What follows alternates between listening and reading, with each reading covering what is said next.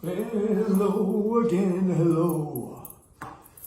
Alright, exercise of the day, part 2 for the bird dogs, guys. So, what we're going to do is start moving a little bit more. So what I want you to consider when you do this is, remember yesterday part 1 was just to review, is to really find this stability through your trunk by stretching out from the tailbone through the crown of your head as you support yourself on the 4 points with 2 hands, 2 knees. About 2 feet are flat, not bearing much weight, okay?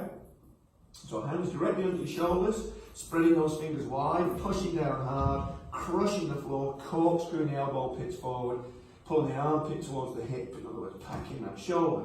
And then when you do lengthen out, like so, you should find 4 points of even weight distribution, you're nice and stable.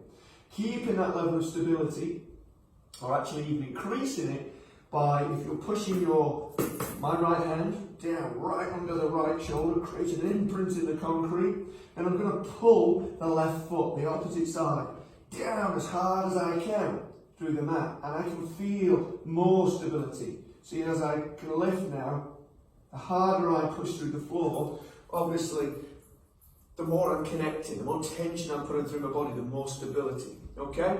So, once we've got that, yesterday I suggested we just start by learning to push out that back leg. So making sure nothing else is moving, pushing into the heel. Not worrying about how high it is, just how hard you can push it back. And just feel the connection, these. We want that butt really working. You'll feel your hammy too, and as we lengthen, you feel everything connecting between back foot and knee, front hand, and everything in between, okay? So let's start taking it a little bit more. Let's start taking the other hand away. So if we say right hand down through the floor underneath the shoulder, left foot down, lengthen out, and then push my right heel back. I can hold it there. This hand has already started feeling a little bit more weightless because that's how the body works. It's these 2 points which are really giving me the stability. So if I can for the next level, I'm just going to walk that out to here. I'm not resting on that look, it's just touching for a bit of stability. But if I am able to, spread the fingers, point the thumb to the ceiling, lift that as high as you can. Now a lot of people are stiff, so they can't get it high. We want to ideally get that bicep near the ear. But if you're bound up through here, again, just like anything, when we try and press overhead, if we haven't got the ability to extend the thoracic spine, if we haven't got the range through the soft tissue here, then what we do is just crank on that lower back.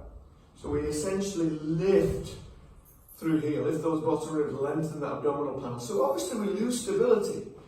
And a lot of people who press overhead get low back issues if they've not got enough range. And people should really be checked for that. If you go to a gym and they don't do any assessments on you, they don't do any overhead assessment on you, and they'll let you press overhead, you've got to start questioning that. Alright, so just like we did with the back foot, what we want to do, pushing that back, not worrying how high we can go, same with this front hand.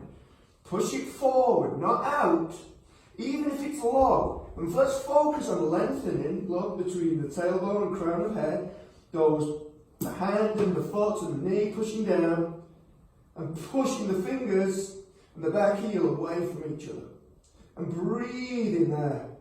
Now I can get that higher, I can get that higher, but I'm just illustrating to you.